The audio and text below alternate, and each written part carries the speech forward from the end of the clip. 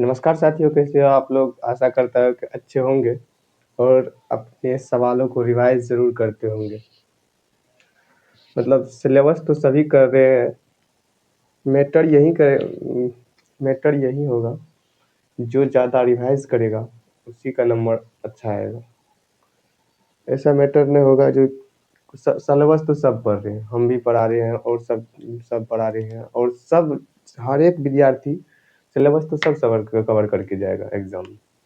मतलब नंबर उसी का ज़्यादा आएगा और बेहतर होगा जो कि सवाल को ज़्यादा से ज़्यादा प्रैक्टिस करेंगे, एक ही सवाल को ज़्यादा से ज़्यादा बार उसको बनाएंगे और अपने अध्ययन में लाएंगे।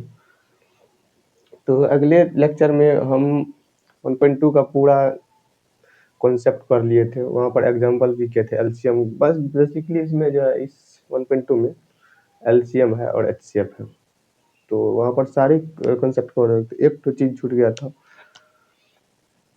ये भी लिख लीजिए। दो संख्याओं का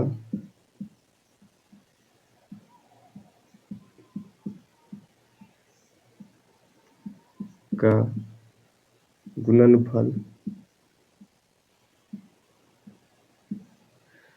कोई भी संख्या होगा और उसका गुणनफल जो होगा एलसीएम इंटू एचसीएफ होगा। ये छूट गया था, ये लिख लीजिए, बहुत अच्छा है, ये मतलब काम में आता है। जब दो को संख्या दोनों एचसीएफ एलसीएम दे देगा, अब ऑब्जेक्टिव में आता है ऐसा, दो को संख्या दे देगा, उसका एक तो एलसीएम दे देगा तो एचसीएफ पूछ लेगा, इससे मिल जाएगा। जैसे एचसीएफ पूछ रहा है, एलसीएम दिया है तो इसका भागम जाएगा इधर, तो एचसीएफ आ जाएगा। या तो एचसीएफ दे देगा, एलसीएम पूछ लेगा, या तो दोनों एचसीएफ एलसीएम दोनों दे देगा, एक संख्या पुनः दे देगा, दूसरा संख्या पूछ लेगा, वो भी हो सकता है। तो ये तो छूटा था, ये लिख लिए। क्या ये तीन संख्या के लिए वैलिड है? यानी कि तीन वो संख्या होगा, एलसीएम एचसीएफ तो तीन संख्या चार संख्या कितने संख्या निकाल सकते हैं। क्या ये तीन संख्या के लिए वैलिड है? बताएंगे। क्या ये तीन संख्या रहेगा, जैसे 20, 50, 70, तीन संख्या है। यदि हम तीनों को गुना करेंगे ऐसे करके 3, 50 और इंटू 70, और इसका एलसीएम, तीनों का एलसीएम और एचसीएफ से यदि गुना करेंगे, क्या ये वैलिड होगा? तो ये तीन संख्या या फिर दो से अधिक संख्या के लिए वैलिड नहीं है। हो सकता है संजोग से आ जाए, लेकिन ऐसा नहीं होता है, ये केवल दो संख्या के लिए वैलिड है। अच्छा बताइए, ऐसा हुआ क्यों? पता है, इसमें वही संख्या आता है जो कि कॉमन होता है दोनों में, और जो कॉमन नहीं रहता, ये दोनों आ गया। इसमें जो है ना, जो दोनों में नहीं रहता वो आता है, ये कॉमन वाला आ गया, मतलब दोनों संख्या छूट ही नहीं रहा है, इसीलिए आ रहा है। वो सब समझना इम्पोर्टेंट है, इसको याद रखना और इस पे लगाए हुए सवाल, यही इम्पोर्टेंट है। तो और तो सब कुछ हो ही गया था।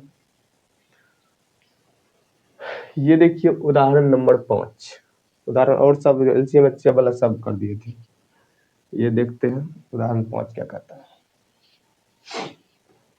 ये केवल सोच पर आधारित है, वैसे तो लैंग्वेज और कुछ नहीं है, सोच पर आधारित है। कहता क्या है, चलिए बिना किसी शुरू करते हैं, बिना किसी देरी के। संख्या 4 पर पावर n और संख्या एक है 4 पर पावर n पर विचार कीजिए, मतलब सोचने के लिए बताया है।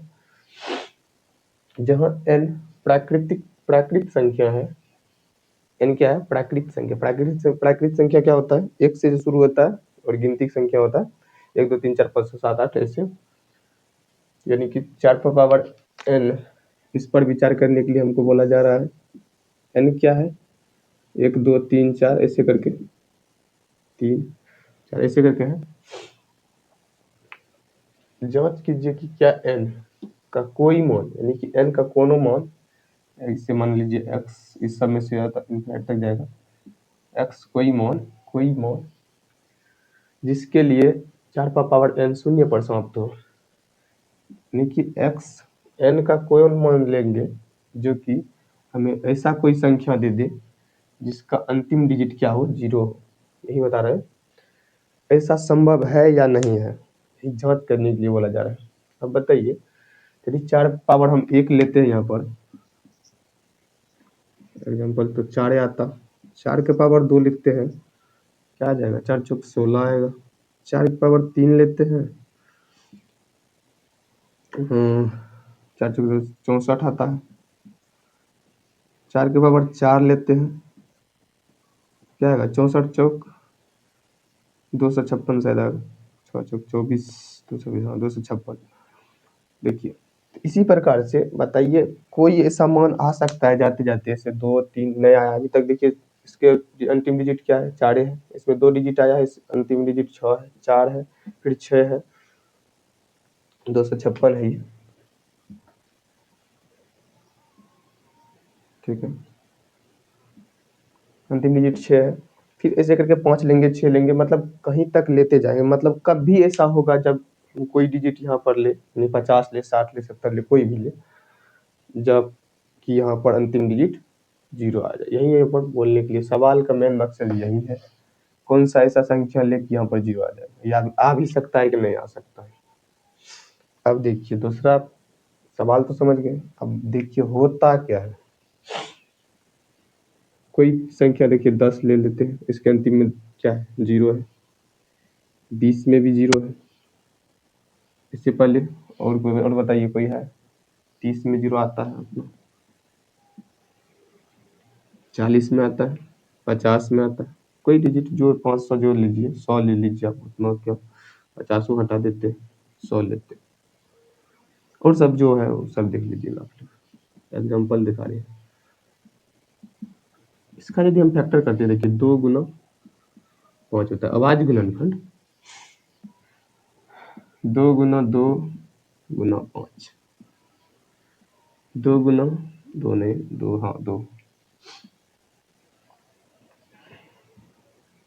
गुना 3 गुना 5, 2 3 गुना 6 पंचे 30, 2 गुना 4 पंचे 20, 2 गुना 2 कितना, 2 गुना 4 पंचे 20 गुना 40, यानी 2 और 1 उठाएगा, 2 गुना 4 गुना 4 गुना 8 8 5 40, ये भी हो गया। इसी प्रकार से जाएंगे 2 2 2 कितना हो गया, 2 गुना 4 गुना 6 4 गुना 8, 100 का फैक्टर करते हैं, इससे में गलती हो जाए, 25 5 5, ठीक है, 2 को 2 आया, 2 को 5 आ गया। देखिए अभी देखिए आप सवाल पे देख के गौर कीजिए, सब में देखिए 5 को सब में आ रहा है, सब में, यानी कि ऐसा कोई संख्या नहीं होगा जिसका फैक्टर 5 ना हो और वो संख्या शून्य पर समाप्त हो। कोई भी संख्या हो जो शून्य पर समाप्त होगा उसके फैक्टर में 5 आना अनिवार्य है। देखिए इसमें भी 5 आ रहा है, इसमें भी 5 आ रहा है, इसमें भी 5, इसमें भी 5, इसमें भी 5, यानी कि फैक्टर में 5 आना अनिवार्य है। यदि वो संख्या शून्य पर समाप्त हो रही है तो उसके फैक्टर में अभाज्य गुणनखंड में 5 आना चाहिए, भले ही 1 हो 2 हो, 2 और 5 2 और 5 2 और 5 आना जरूरी है, 2 और 5 आना जरूरी है, ऐसा नहीं 2 और 5 आना जरूरी है। तो इसमें देखिए इसका अपना जो सवाल है मैम, यानी कि 2 और 5 आना जरूरी है शून्य वाला पे, यदि शून्य लाना है तो अपना में देखिए इसमें इसको क्या कर सकते हैं, इस 4 को देखिए 4 ही है, संख्या तो बेसिकली 4 है, उसके पावर लगाना है हमको, तो 4 को क्या लिख सकते हैं, 2 इंटू 2 अभाज्य गुणन करते हैं तो इंटू 4, इस पर पावर n है, n का मान कोई भी बताने के लिए सवाल में बोला गया। क्या इसमें देखिए 5 आ रहा है, नहीं आ रहा है, तो लाएंगे कहाँ से, ला ही नहीं सकते, तो संख्या क्या हो जाएगा, ऐसी कोई संख्या नहीं होगा जो कि ऐसा कोई संख्या नहीं होगा जो कि शून्य पर समाप्त होगा, n का कोई मान संभव ही नहीं है। तो अब इसको लैंग्वेज में लिखना है, सवाल समझ गए होंगे क्यों न है, उसका कारण क्या है, 5 है, 2 तो इसमें ऑलरेडी है, 2 और 5 आना चाहिए उसका गुणनफल में। तो 2 तो इसमें है ही है, लेकिन 5 नहीं है। चलिए शुरू करते हैं इसको लिखने। अब अपना लैंग्वेज में आपको आता है वो भी लिख सकते हैं, कोई दिक्कत नहीं है। लैंग्वेज है और कुछ नहीं है। शुरू करते हैं। मान लेते हैं, माना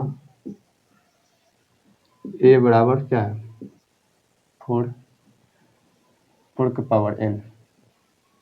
ये क्यों माने, x से मान लीजिए आप, x मानते मानते थक गए होंगे।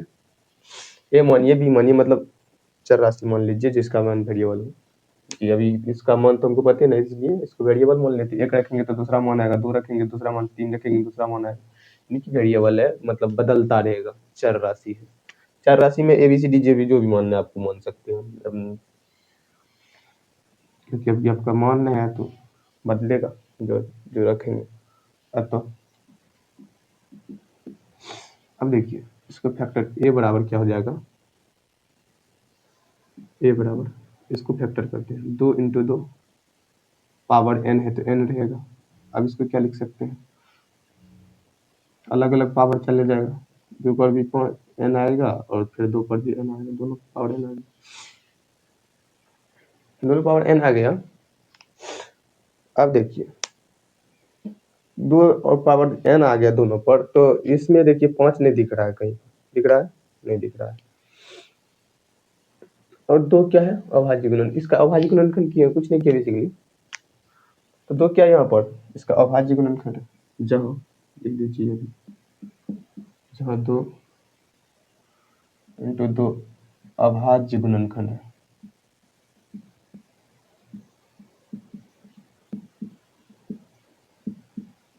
खंड है, ठीक है ना। अभाज्य गुणनखंड है, आपको आधारभूत अंक गणित के आधारभूत पर मैं उस दिन समझा, अगले लेक्चर में समझाए थे। तो वहां पर हम आपको बताए थे किसी भी संख्या का अभाज्य गुणनखंड अद्वितीय होता है, यानी कि दूसरा अभाज्य गुणनखंड तो संभव भी नहीं है। यानी मान लीजिए यदि दूसरा संभव होता तो हो सकता है इसमें 5 न आया हो, अगला वाला में 5 आ जाए, हो सकता था। लेकिन अभाज्य गुणनखंड में पर में जो हम समझाए थे, मतलब अंक गणित के आधारभूत पर में, उसमें हम पहले ही आपको समझा चुके हैं, जो किसी भी संख्या का अभाज्य गुणनखंड जो है ना अद्वितीय होता है, मतलब दूसरा अभाज्य गुणनखंड नहीं हो सकता है, वही उसका अभाज्य गुणनखंड होगा। तो दूसरा तो हो नहीं सकता है। तो अब लिखेंगे यहाँ पर, अतः इसके गुणनखंड में 5 नहीं आ रहा है, 2 और 5 इसके गुणनखंड में नहीं आ रहा है, यही लिखेंगे।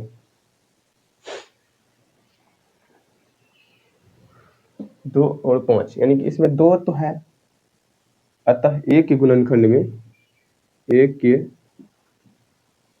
के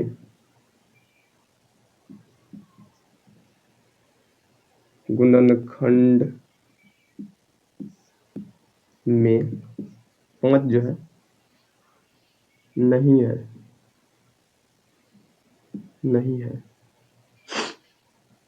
2 तो है लेकिन 5 नहीं है, क्यों नहीं है, तो उसका फैक्टर करके देख लिए, 2 और 2 ही है, और उसका दूसरा कोई फैक्टर ही नहीं, और दूसरा हो भी नहीं सकता क्योंकि फैक्टर अद्वितीय होता है। अंक गणित के आधारभूत पर में क्या पढ़े थे, अंक गणित, चलिए 1.2 पर मत है, ऐसे लिख देते हैं, पर में 1.2 से ये हमको क्या बताता था, अद्वितीय होता है, इससे लिख लीजिए इसको, गुणनखंड क्या होता था, अद्वितीय, समझने के लिए अद्वितीय, क्योंकि दूसरा नहीं हो सकता, 2 × 2 ही हो सकता है फैक्टर, और कुछ नहीं हो सकता, उसमें 5 है ही नहीं। अब लिखेंगे हम जानते हैं कि कोई भी संख्या शून्य पर तभी समाप्त होती है जब उसके गुणनखंड में 5 हो, 2 और 5 हो। तो यहाँ पर 2 है लेकिन 5 नहीं है, यही लिखेंगे। वी नो दैट, हम जानते हैं कि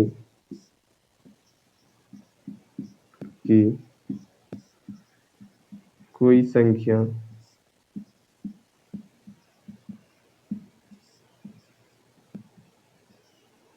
शून्य पर तभी समाप्त होती है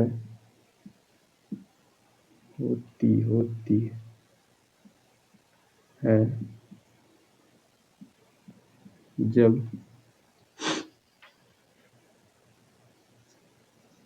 इसके गुणनखंड में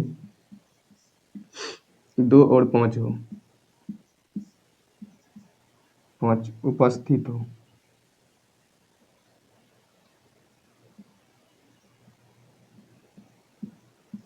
हो। यहाँ तो उपस्थित ही नहीं लिख देंगे, तभी होता है जब 2 और 5 उपस्थित हो, लेकिन यहाँ पर उपस्थित नहीं है।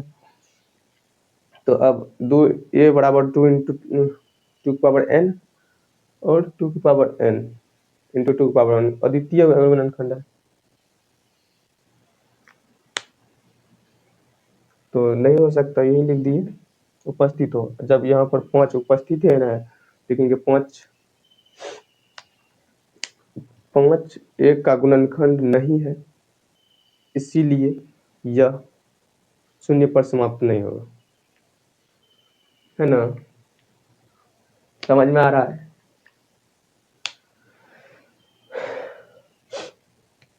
लिख देते हैं एक बार, जैसे यहाँ पर लिख दिए, फिर भी एक बार और लिख देते हैं। 2 इंटू 2 और द्वितीय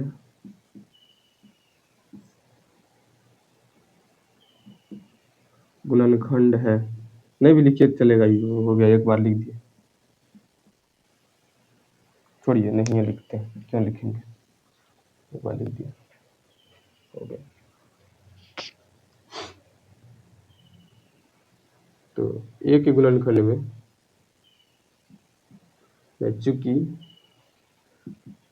चूंकि a के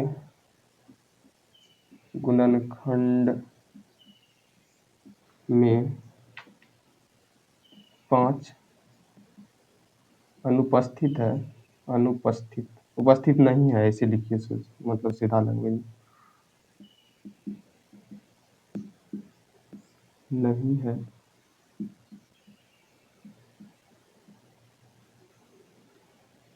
इसीलिए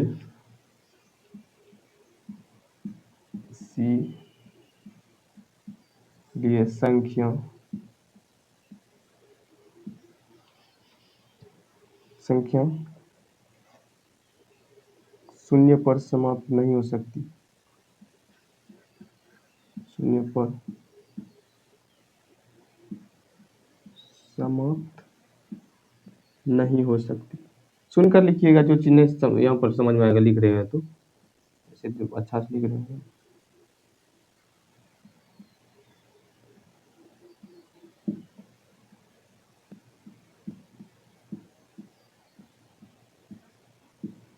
ठीक है, इसलिए 0 पर समाप्त नहीं हो सकती। 0 पर समाप्त होने के लिए 2 और 5 चाहिए, 2 और 5 है नहीं, इसमें 2 है केवल, 5 तो है ही नहीं, 5 लाएंगे कहाँ से? 5 दूसरा आ भी नहीं सकता, क्योंकि अभाज्य गुणनखंड है, अभाज्य गुणनखंड अद्वितीय होता है। इतना समझाने के बाद आपको समझ में आ जाना चाहिए। नहीं आया है तो एक बार जरूर देखेंगे, फिर से पॉज करेंगे, पहले सोचेंगे क्या क्या बताएं इसमें कॉन्सेप्ट, उसके बाद देख लेंगे आप। तो हो जाते के बाद ले लीजिए। एक तो सवाल और है, अब क्वेश्चन वाला सेम सवाल है, कुछ नहीं उसमें दिया गया है, हो सकता है वो सवाल हम ना बताएं, उसमें है, कहाँ कर रहे हैं, यहाँ पर करते हैं, 6 की पावर n है उसमें, इसका गुणनखंड क्या हो जाएगा? 2 इंटू 3, इसमें तो 2 इसमें भी है, लेकिन 5 इसमें भी नहीं है, सेम चीज लिखेंगे, n मानेंगे और सेम चीज छाप देंगे, हो गया। अपने मन से लिखना है, ये इतना याद करना नहीं है, अपने मन से लिखना है। यहाँ पर कॉन्सेप्ट बता दिया था आपको शुरू में, वही सब चीज छाप देना है। तो देखिए वीडियो लंबा हो रहा है, ज्यादा लंबा होगा तो वीडियो चलेगा नहीं, क्योंकि आप लोग को चाहिए, इधर से चाहिए, मारो जादू, उधर से उड़ जाना चाहिए। कंसेप्ट समझ में आए या फिर ना आए, स्ट्रेटजी चाहिए, स्ट्रेटजी वीडियो चलता है ज़्यादा आजकल। और ट्रिक वीडियो, दुकान पर भी आपको ट्रिक मिलने लगेगा। हर सवाल के लिए ट्रिक ट्रिक ट्रिक। भैया क्या चाहिए? दुकान पे गए, हाँ भैया ट्रिक दीजिएगा। किस सवाल का? 1.2 का 3 नंबर वाला सवाल वाला ट्रिक दे दीजिए, देखो ट्रिक। हम 1.2 वाला का 3 नंबर का, हाँ 3 नंबर का। भैया वो सवाल थोड़ा लंबा था, तो उसका ट्रिक जो है ना कुछ ज़्यादा में मिलेगा। और वैसे भी अभी उस मार्केट में उसका डिमांड है, तो चल रहा है, तो खत्म हो गया। हम अगले बार लाएंगे तो उसका प्राइस बता देंगे आपको कितना होगा। डिमांड ज़्यादा हुआ है तो दाम भी बढ़ सकता है, इसीलिए अभी हम नहीं बता सकते हैं कितना दाम, ऐसा देखने को मिल सकता है। खिलाते हैं, चलिए तब दूसरा सवाल लिखते हैं और आज ही इस एक्सरसाइज को खत्म कर देंगे, कोई प्रॉब्लम नहीं होगा। तो ये रहा वो सारे सवाल 1.2 का। देखिए इसमें क्या बताता है, इसको बोलता है आवाज गुणनखंड के रूप में लिखने के लिए। बोलिएगा ये सब तो नाश्ते में निपटा लेंगे, इस सब में क्या बचा है, इतना बड़ा बड़ा सवाल हो गया है कि सब तो ये कर लीजिएगा आप लोग, होला है ये भी होगा। ये हम कर देते हैं, एक ठो बड़ा बड़ा वाला हम कर देते हैं, एक ठो ये कर देते हैं। ये भी आप देख लीजिएगा। आवाज से आवाज गुणनखंड के रूप में लिखना है, सीधा उसमें भाग क्या कीजिए आप लोग, एलसीएम लीजिएगा। देखिए 3 8 2 5। अभाज्य संख्या लेना है तो 3 5 7 9, 7 9 नहीं अभाज्य संख्या, तो 5 7 11 13 ऐसे करके लगाना है। बड़ा बड़ा संख्या जो जिससे लगेगा ना, सबसे बड़ा वाला पहले लगा दीजिएगा, छूट हो जाएगा। 5 से लगने वाला है यहाँ पर, 5 से लगाएंगे पहले, अपने तो याद से लगेगा तो सब बाद में आएगा। 5 36 5 7 35 7 लगेगा, 1 बच गया। और 5 7 35 3 बचा 22, 5 चौके 20, 2 बच गया 25 25। फिर से देखिए अंतिम में 5 है, अंतिम में 0 या 5 रहेगा तो 5 से लग जाएगा। 0 या 5 रहेगा तो विभाज्यता का नियम है, 0 और 5 अंतिम में रहेगा तो 5 से लगेगा। तो देखिए फिर 5 से लगेगा, अंतिम में 5 है तो 5 एकम 5 1 आएगा, बचा 2 2 और 4 24 हो गया। 5 चौके 20 बच गया 4 4 से लगा 5 9 45 9 से लगेगा। अब देखिए 5 से तो नहीं लगेगा, आप 9 4 13 अब 3 से लगेगा, यहाँ पर 3 से लगेगा, 3 चौक 12 2 बच गया, नहीं 2 से नहीं लगेगा, 7 149 है।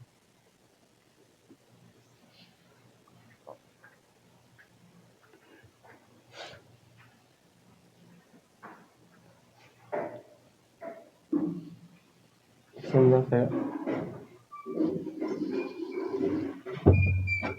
लगता नहीं हो पाएगा,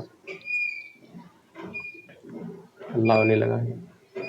तो यहाँ पर लगेगा 11 से लगेगा, 11 से भी नहीं लगेगा, 5 से भी नहीं लगेगा, 3 से 4 9 5 9 5 14 नहीं लगेगा, 3 से भी 2 से भी नहीं लगेगा, 7 से 7 पे कम 7 9 14 7 से भी नहीं लगेगा, 11 से जज करेंगे, 11 कम 11 नहीं लगेगा, 11 से भी 13 से 17 से शायद लगेगा, हमको पता है। 13 से लगाएंगे तो 13 कम 13 बच गया कितना 3, हाँ 13 से भी 13 से लगेगा, 17 से नहीं लगेगा, 13 से 13 कम 13 बचा 3 3 9 39 हुआ, 13 39 दोनों अभाज्य संख्या है, इससे ज़्यादा नहीं लग पाएगा।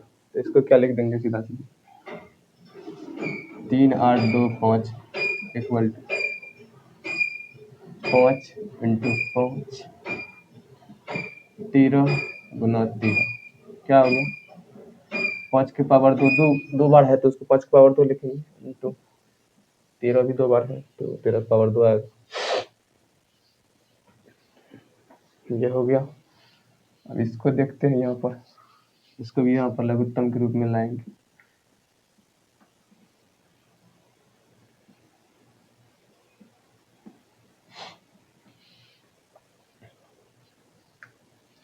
देखिए अंतिम में 9 है, 9 2 11 4 15 15 7 22। यदि इसका जो 3 का अथी होता है, 3 का भी 22 तक नियम होता है, जो इसका योगफल कटेगा वही 3 से कटेगा, तो ये नहीं कट रहा है 3 से, यहाँ पर 7 से लगा के देखते हैं। 7 एकम 7 7 6 42 नहीं लगेगा, ये 7 भी नहीं लगेगा। अब लिखते हैं 11 68 77 66 नहीं लगेगा, ये भी 13 से 13 कम 13 55 85 5 लगा 85, वो बचा कितना 5 4 9 9 बच गया, 2 9 2 बढ़ाएंगे 13 5 50 13 78 73 91 7 से लगेगा 91, 1 बच जाएगा, 1 9 नहीं लगेगा 13 से भी, इसमें लगेगा 17 से 17 से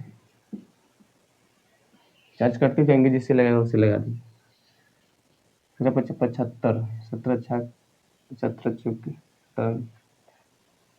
68 17 चौका 68 17 55 85 हो जाता है, 5 नहीं लगेगा 85, 17 चौके 68 लगा, 74 में से 68 गया, कितना बचा 14 में 60 गया 6 बच गया कितना एक अपर थोड़ा कट गया 2 आएगा 17 68 17 17 3 51 लगेगा 1 1 9 17 17 19 अच्छा लगेगा ये भी। फिर से यहाँ पर क्या लगा 17 3 51 3 लगा 17 17 19 80 7 लगा, बड़ी अच्छी है ये सवाल। फिर से वही लोचा है, जल्दी कट भी नहीं करेगा, 11 11 भी नहीं लगेगा 33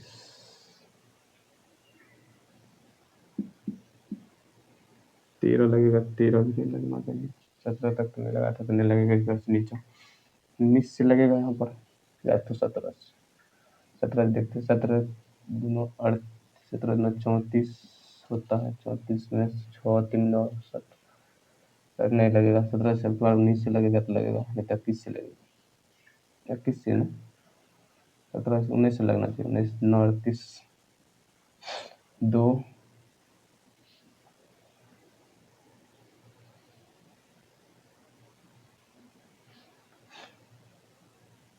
57 3 23 हो गया।